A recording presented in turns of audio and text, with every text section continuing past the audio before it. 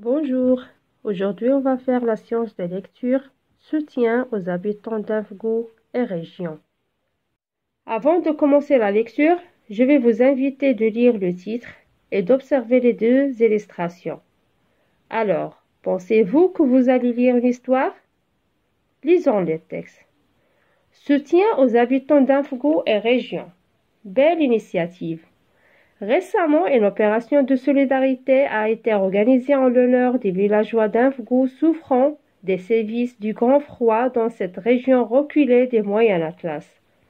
L'opération a été initiée par deux jeunes bénévoles marocains indignés par la nouvelle des décès d'un nourrisson à cause du froid. Al-Hmewi et le Mehdi Ben Abdeljelil ont exploité les réseaux sociaux et créé le 6 décembre 2012 la page Avgou et région, nous ne pouvons être indifférents.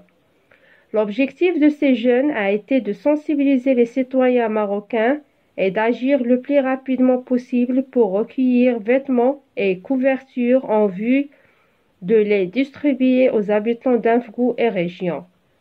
Générosité marocaine. Cette initiative qui porte bien son nom, Voyage de l'espoir, a démarré modestement mais a fini par prendre de l'importance.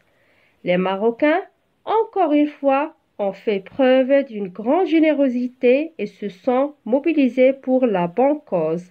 Soutenir et aider les habitants d'Avgou et région non seulement à affronter les effets du froid, mais également à croire en un lendemain meilleur.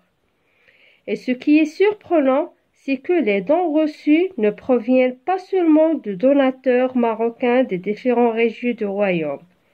Des merveilleux marocains résidant à l'étranger et des pays étrangers se sont joints à cette chaîne de solidarité en envoyant les denrées alimentaires, des vêtements ainsi que de l'argent pour la logistique.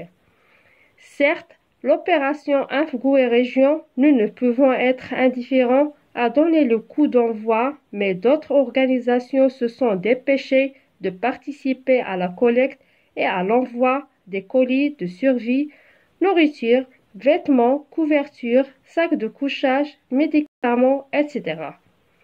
Il ressort de ces initiatives que le bien-être de son prochain n'est pas une chose difficile et que la bonne volonté raccourcit le chemin.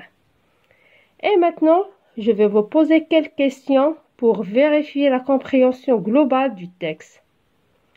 De combien de parties est composé cet article? Alors, c'est comme vous voyez, cet article se compose de deux parties. Quelles informations sont données par les sous-titres? Les sous-titres sont Belle initiative et Générosité marocaine. Le premier sous-titre nous informe sur l'importance de cette initiative de solidarité. Le deuxième sous-titre nous informe sur la générosité des Marocains. On en déduit que les Marocains ont fait des dons et apporté de l'aide aux habitants d'Avgou. En quelle saison s'est déroulée cette initiative? En hiver, saison du grand froid dans ces régions. Alors où se trouve le village d'Avgou? C'est dans une région reculée des Moyennes Atlas. Alors observez les illustrations. Pensez-vous que c'est facile de vivre dans cette région? Je pense que ce n'est pas facile.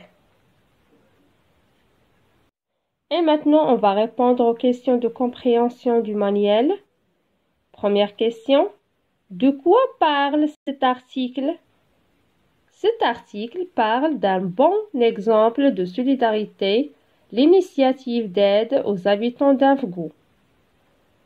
Qui a déclenché cette opération? Pour quelle raison? Ce sont deux jeunes Marocains. Ils ont été indignés par la mort d'un nourrisson à cause du froid. De quoi souffrent les villageois d'Avgou? Les villageois souffrent du manque d'équipement pour affronter les effets du grand froid de l'hiver. Quel a été l'objectif des initiateurs de cette opération de solidarité? L'objectif de ces initiateurs a été de collecter rapidement des vêtements et des couvertures pour les villageois d'Infgou. Qu'ont-ils fait pour sensibiliser les citoyens? Pour sensibiliser les citoyens, ils ont exploité les réseaux sociaux et créé la page Infgou et région. Nous ne pouvons être indifférents. D'où proviennent les dons reçus? Les dons reçus proviennent de Marocains des différentes régions du royaume, du Marocain résidant à l'étranger et de pays d'étrangers. De quoi ces villageois ont-ils besoin? Ces villageois ont besoin de beaucoup de choses: nourriture, vêtements, couvertures et de soins, etc. Et voilà, j'espère que vous avez compris le texte. Au revoir.